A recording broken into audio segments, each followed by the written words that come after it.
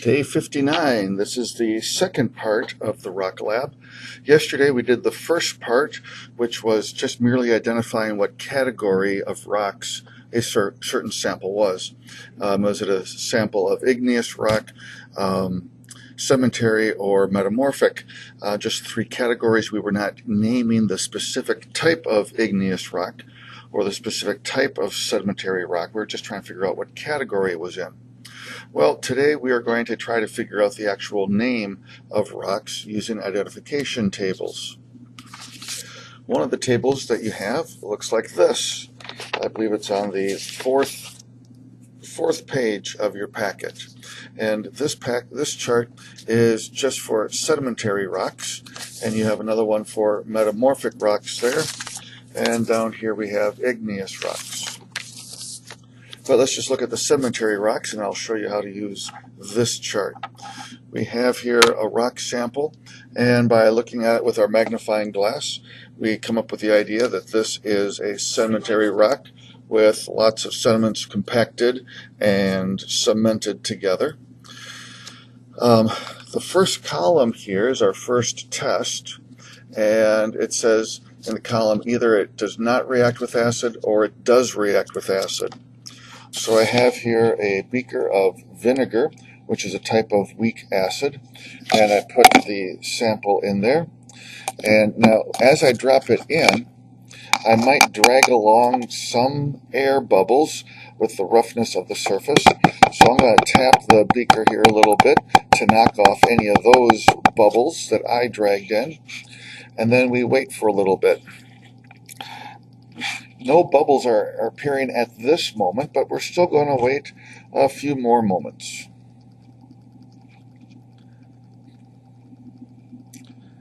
After waiting maybe 2 or 3 times as long as this, I'm going to bounce this around a little bit because maybe perhaps there are a few bubbles that formed along the surface but just aren't big enough to come off of the surface. But if I jiggle it, tap it, the bubbles will dislodge and float up. But I don't see any of those. So even being patient here, I don't see any bubbles. So I look at the top part of the chart, and this sample does not react with acid. So now I can cross off the bottom row. The whole bottom section of this now does not apply to this sample, so I can ignore all of that. I'm just looking at the top section now, the part that says it does not react with acid. Okay, now the next test is this column here, and I need to look to see if it's coarse grained, which means it's easy to see the parts. Medium grained, you can see or feel the glued together parts, or is it really fine grained where it's really smooth? And looking at this sample, I can feel it. It feels like sandpaper, but it's not real obvious to see the individual coarse grains. So I'm going to say that this is a medium grained rock. So I've done my 2 samples, and I go over here, and that means that it's sandstone. It's the second row of things here, since we're on the second row of the texture test that came out positive. And that's all we do for this. This is a red sandstone then. Let's look at another sample. Looking at this rock, using our magnifying glass, we can see large crystals on it, and so we're going to say that this is a metamorphic rock of some sort. So we look at this table here. There are the 2 words that are on the far left. The first column here is non-foliated or foliated. From our notes the other day, we learned that foliated means striped and non-foliated means non-striped or uniform color. And this sample is definitely a uniform color, so we're at the non-foliated part of the table. So that means that I can ignore the entire top part of the table where it says foliated, so I can cover that part up. I'm just looking at the bottom part, which is non-foliated. Okay, the next column is the next test that we take. It's either coarse-grained or fine-grained.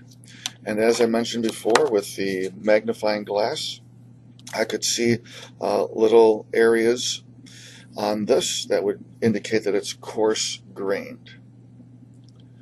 They're not all blended together. So that means that I can ignore this top row, which is fine-grained. I can cover that up. Okay, the next column over is my next test. It's either something that reacts with acid or no reaction with acid.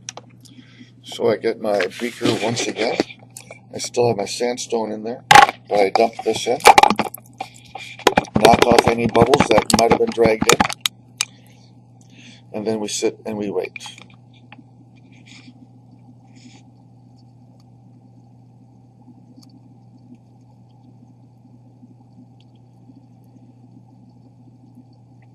And I tap a little bit, and I can see a bunch of bubbles that came off of it when I tapped.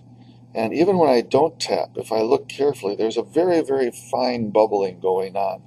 The bubbles are extremely small, but I can see them.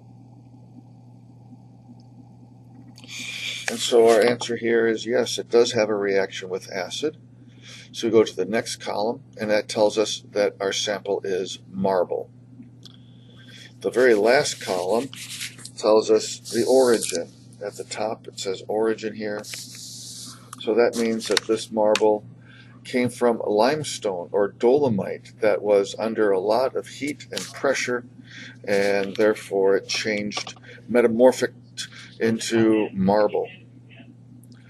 Okay, so that's how you use these two charts.